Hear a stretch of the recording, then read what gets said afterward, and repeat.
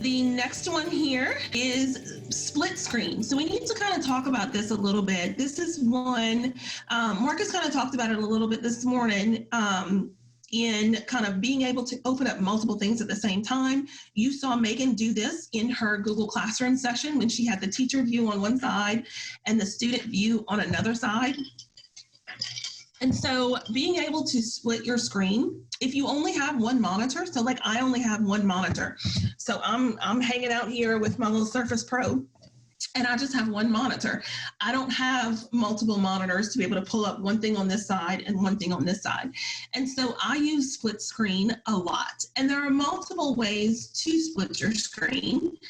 But what we do is kind of put it in all one slide deck for you, one place, so that no matter what you're using or what device your students are using, you can very easily see this and use this for your students. So on a Chromebook, if you're in, like for instance, I'm on Chrome, whether it's on a Chromebook or a computer, you can do this multiple different ways. So the first way I'm gonna show you is to drag and drop.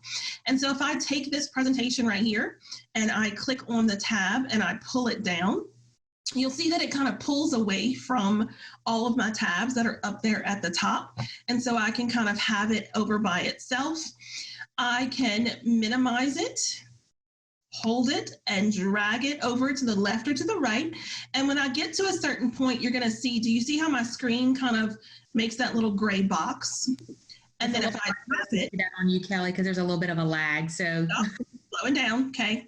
Welcome to the horrible internet. And so it will pull it over to that side and then it asks me, what do you want on the other side? So for instance, if I wanted the other window, here is how I can have two windows at the same time. And then if I come back over and I want to put it back together, you can move all these tabs around. I can move them around wherever I need it.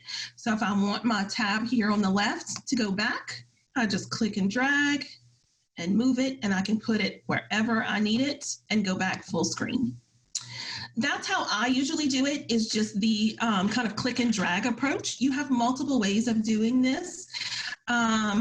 For a book, you also have some shortcuts down here at the bottom.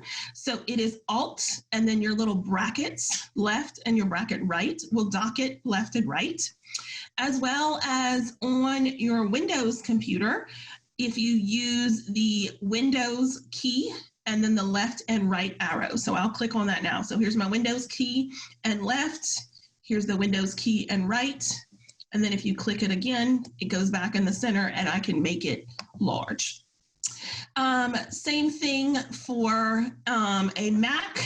And so I know Megan I don't know, Megan, if you want to chime in on this a little bit. I know it's a little bit different on a Mac, but you do have that ability here as well.